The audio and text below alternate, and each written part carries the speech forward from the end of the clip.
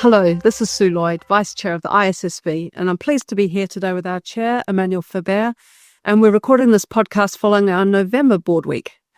For those following our work closely, you might notice that our November Board Week has come straight after the October Board Week, so why don't we start right there, Emmanuel, with that? Yes, sure. Hello, Sue. It's good to speak to everyone here. Welcome to the Dog and Pony Show of ISSB every week, listening to the wonderful voice of Sue.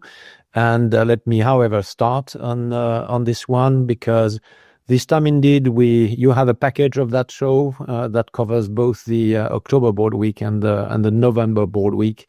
They are very close because in October last week in London, we made a very good progress in our nature-related discussions, very rich discussions on key questions that we set out to answer when evaluating whether standard setting around nature is needed, including on a number of aspects such as the investor demand and their information needs, the effect of nature, risks and opportunities on entities' prospects, the opportunities to leverage the work of others, in particular TNFD, that started to be discussed already a long time ago. The TNFD went to present publicly to one of our sessions in the past, and we've been cooperating already on the SASB Standards enhancements with them.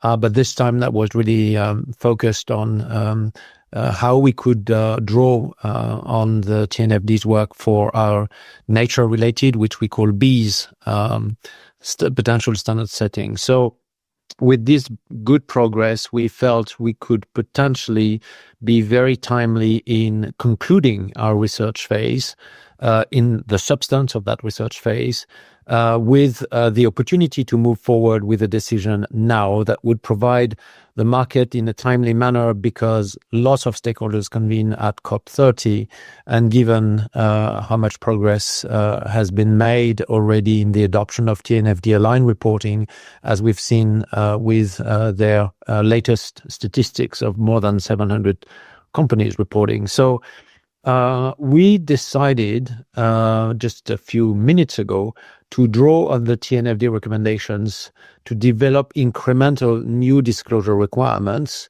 i.e. standard setting, and following that, any necessary educational materials. So maybe first, Sue, let's talk about why. We will draw on TNFD first and then come back to how. Sure. So we really see the value in drawing on the TNFD recommendations, their metrics, and the additional guidance they've produced as a means of assisting us in meeting the information needs of investors that we've identified.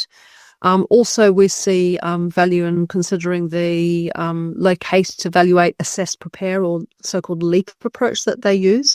So there's really good materials there that we think would be relevant to draw upon to build on what we already have in IFRS S1. So that's the first thing, that they've got appropriate content, if you like, for us to consider. The second thing to consider is something you mentioned in passing there, Emmanuel, which is that TNFD have been monitoring the uptake of their use of their recommendations around the world, and we can now see that over 730 companies around the world are using the TNFD recommendations. So that gives us a form of sort of testing, if you like, market acceptance and experience that we can build on, and that's really important and something that people really encouraged us to do where we had the opportunity at the time that the ISSB was first stepped up. So that's also really helpful.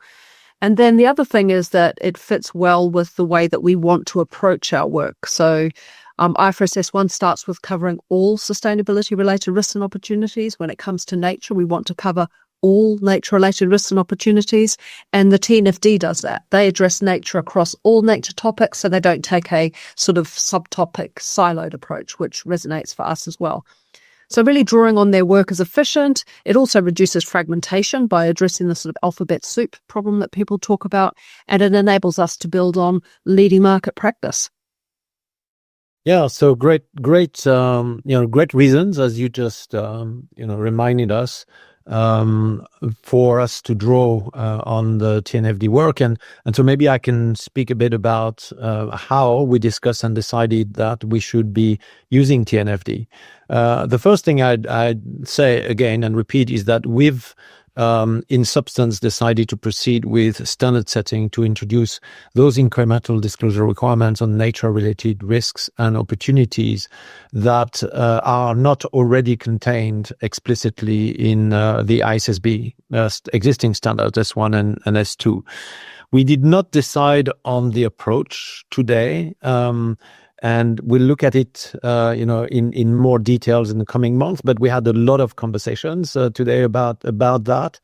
In particular, we noted that standard setting can come in many different forms, whether this is standards or application guidance and other aspects, not necessarily also in terms of the status or location or name of what a standard setting work on nature would be. So not necessarily a new separate standard like IFRS S2, nor such a large standard as IFRS S2 probably in any case, because IFRS S2 replicates content from S1 that we don't need to replicate any further.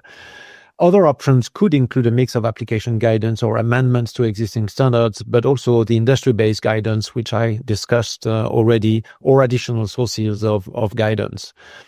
We also discussed, on the basis of the staff recommendation, what to do with and when to do educational materials. And we've decided that following the standard setting phase, we would develop necessary educational materials that would explain how to apply the requirements in our standards in the context of providing nature-specific information. Noting as well that, of course, IFRS S1 already requires disclosure of information about nature because it's about all risks and opportunities. Finally, I'd note that the ISSB preparers for this next phase of work are numerous and growing, and I would encourage market participants to continue to assess their nature-related topics using TNFD framework, because this will help them prepare disclosing in accordance with IFRS S1 when this will become mandatory, or if they want to, in their local jurisdiction, and prepare for any incremental ISSB disclosure requirements that we're going to work on. Yes, absolutely. And before we move on to cover other updates, maybe just to emphasize another couple of points. One is that we still do need to go through a sort of formal discussion to formally move this project to a standard setting project, which requires some very specific questions to be answered. So this is sort of on the path to those final decisions. I'll just flag that. But also, I think I really want to just reassure those listening, including those who I've spoken to recently, where I've been saying, don't worry, we understand there's a lot to do and we won't rush into new things and introduce lots of new disclosures that you need to worry about. And to say that a large part of the discussion we had today was recognizing that we know that companies have got a lot to do already. And so we're going to be really careful when we think about what to include in any new standard setting and when that new standard setting might be introduced, to think about that risk of disruption and the pace of change and how much the market can absorb. And that's a really important conversation. So, for example, we talked about both the amount of content that might be in a new standard, but also the possibility of having a very long date until something would be mandatory, or even the idea that we could have a standard that doesn't have a mandatory effective date, so it's available for voluntary use for a period of time until a date is included, which are sort of tools that we have in the toolbox that we can use to really assist with this aspect of the change management here. So don't panic. We are really thinking carefully about this. And of course, anything we do is subject to consultation. And on that note, one of the things that both Emmanuel and I talked about in the board meeting today is that we both see the benefit of having a target. It's really good, I think, as a standard setter to have a date in mind when you're working on standard setting. And so we have said that we would like to have a target to have in place an exposure draft on incremental disclosure requirements related to nature that would be ready around the time of the next Convention on Biological Diversity, COP17, which is planned for October next year. So that will be what we'll be working towards. So lots to do. So let's move on to some other updates, and perhaps we could go back in time, Emmanuel, to when we were both here in London last week for our symposium and here for the October board week.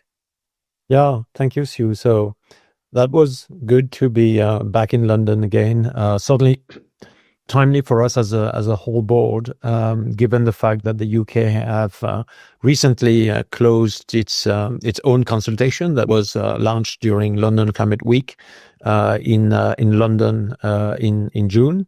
It was also a great opportunity, as usual, to connect with our sister board, the IASB, which allowed me to wear the incredible and unique red tie of the IFRS Foundation to greet everyone at our symposium discussion in London.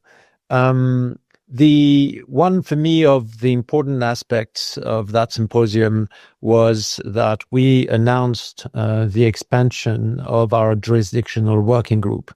That group was formed as soon as March 2022, and was made of those jurisdictions that were among the most advanced in their thinking and progressing towards building sustainability standards as financial disclosures, and that included the EU, the US, the UK, China, and Japan. And that group has been incredibly helpful for us to discuss strategy, discuss issues, regulatory aspects of our work, alignment, interoperability, the baseline, how to build from the baseline, how to maximize the use of the baseline, etc. And it's been our view that we would now have a huge opportunity in broadening the membership of that group to basically all the nearly 40 jurisdictions that have decided to use or actually adopt or otherwise use the ISSB standards. So that will facilitate a multilateral and a number of bilateral conversations in a specific framework and on a platform that will carry conversations around an increasingly important notion, which is how the ISSB standards can serve as a global passport where any preparer can actually enter in a particular jurisdiction without having a visa to carry, and just potentially having a few customs declaration to add in case there are other disclosures that are mandatory in addition to the ISSB baseline in a particular jurisdiction. This is the approach that China and others have been considering, but actually many others now are coming and discussing with us about that opportunity, including a number of international companies that just want to have ISSB in their ERP and their system, including for management accounting, but then report on that basis and add the increments that are needed when they enter into any particular jurisdiction. So that would address these emerging cross-border issues and potential fragmentation. And this is where we will be able, in this jurisdictional working group, which is expanded, to discuss how ISSB standards, as issued by the ISSB, can be that passport. So we also mentioned, beyond that, the unveiling of our jurisdictional Rationale guide and accompanying tool, another set of great work that we are suggesting to support the jurisdictions and regulators in their way to assess and articulate why there would be rationale for their jurisdictional use of ISSB standards. Exploring as well the objectives of these and drawing from insight from the jurisdiction's policy statements, but as well as adoption roadmaps and consultation documents. So quite a few things that we brought to our stakeholders as new news to support the continuation of that next wave now of global adoption of our standards. Stu, maybe, you want to provide an update also on what we did beyond the symposium? Casting my mind back to last week's board meeting. So we talked about our other research project, human capital.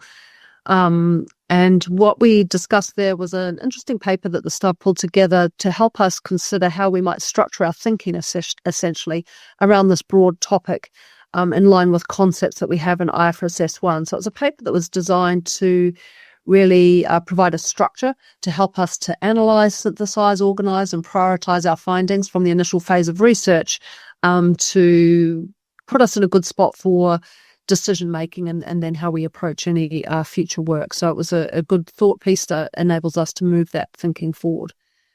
Then we did something at the totally different end of the spectrum, so moving all the way from research to agreeing to changes that are about to be processed that will affect the market almost immediately, if you like.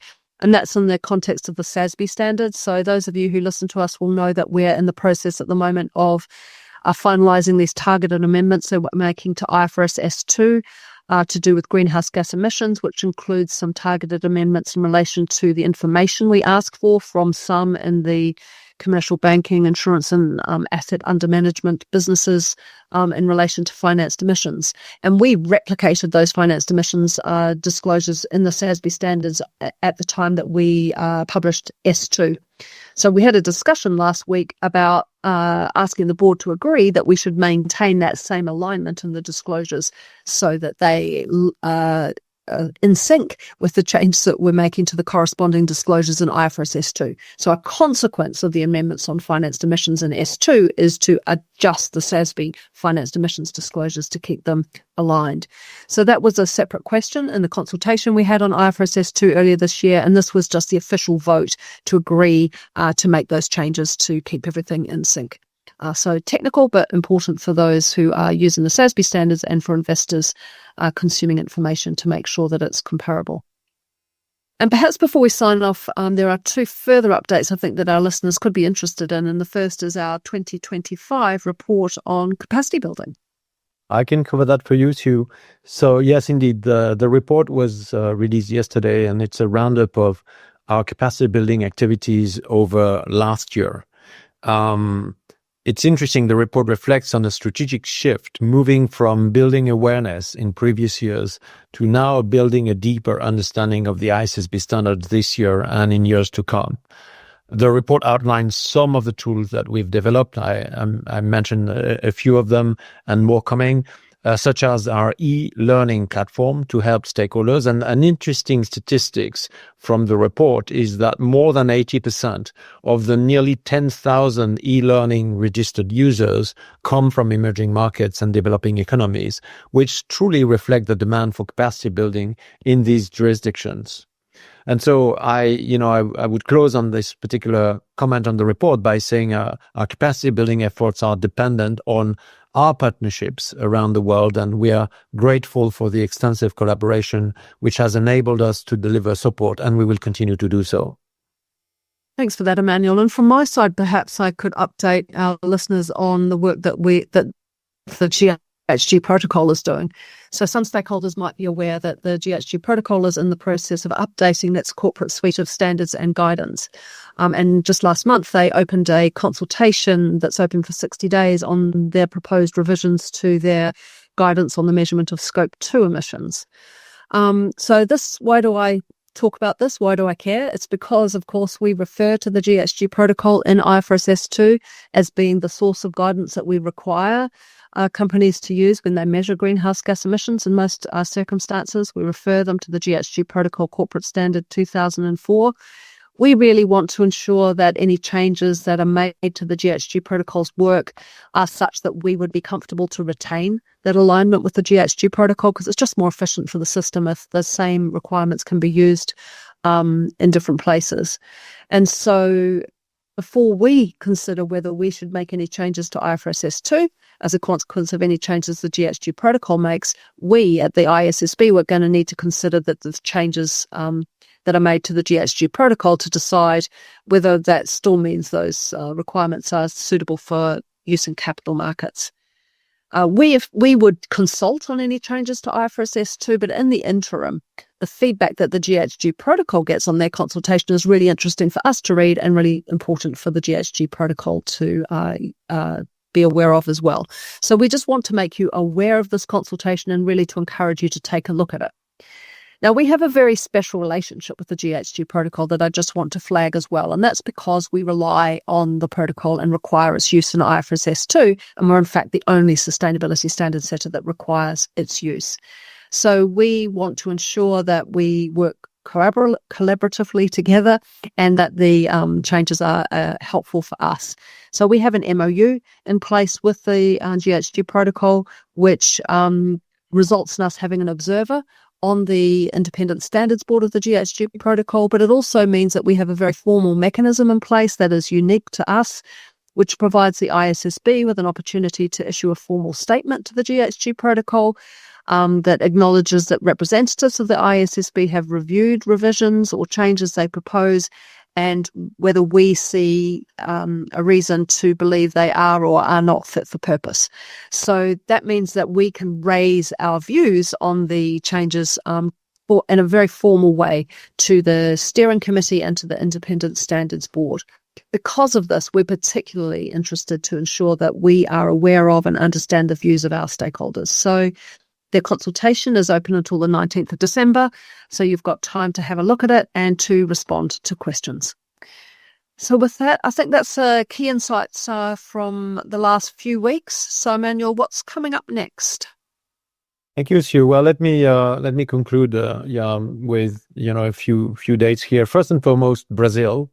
Today and for the next several days, our colleague on the board, Elizabeth Seeger, is in Brazil currently for both the PRI in person and COP30. And we will no doubt have reflections to share from the extensive engagements that she and the team are having there with many partners of ISSB. The second is the B and the G20, and I look forward to travel to South Africa for these meetings and updating you next month on that. There are discussions about ISSB at the B20 right now, potentially at the G20 as well. And so our colleague NDD Ndozin is in South Africa as we speak in preparatory meetings, and I'll join her very soon. And finally, looking at the end of this month, the 30th of November is a critical date because the SASB Standards consultation will be ending on that date. And I just want to remind all of you, please gently to respond to it, as we really want to hear from the market about the effort of enhancement of the standards that we're currently pursuing. And with that, I think, Sue, that concludes a long podcast. Remember that it's covering actually two very active board sessions in particular, so I hope you'll find it worth the 36 minutes. Stay tuned with us and we'll be back. If you enjoyed this podcast, please take the time to rate, review, and subscribe on your preferred podcast player. Please contact us on communications@ifrs.org with any questions, comments, or suggestions. You can also sign up for email alerts on our website, ifrs.org, or find us on social media.